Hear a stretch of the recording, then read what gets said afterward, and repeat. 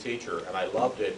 And what I miss about teaching is I miss seeing those smiling faces over there of young people that I felt that I did have truly, and I know I had an impact on them because, believe me, it was 40 years ago that I taught, and I still have my students come up to me and tell me how much they enjoyed being in my class. That means a lot because I truly love being with people, whether they're young people, old people, I don't care what the age of the person is. I love being with people. And the job, this is my 11th year. Somebody said the other day, how many years have you been in office? I said, I have a year and a half left on my sentence, my 4-year sentence. This is the third 4-year sentence, and I don't know whether there'll be another or not.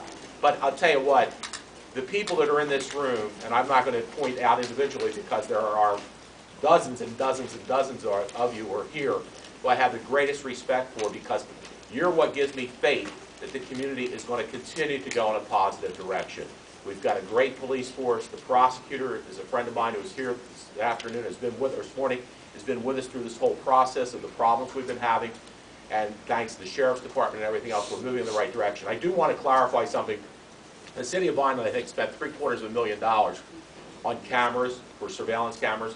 And I had said if we need to, which I still stand by, we would spend up to $1 million. But let me tell you something. That's not your tax dollars. That's urban enterprise zone monies that we get from people who go to Target and all the places to buy. Fortunately, from what I understand, it's going to come in a lot less money for the cameras to be put into the neighborhoods, in the 3rd Ward, in the center city, and in the downtown area. I also talked to the state. They're allowing us to use UEZ monies in some of the areas that are on the fringe of the UEZ zone. So that's a good situation because, let me tell you something. I've traveled through England, and if you have, you know what they do there. There are surveillance cameras everywhere in London particularly. We need to have that. You know what? You walk in the Wawa, you're on TV. Everywhere you are, you're under surveillance cameras. We need that so our neighborhoods are safe and the people who live in those neighborhoods can feel safe about what's going on. We have a lot of wonderful things in Millville. I was looking at the brochures.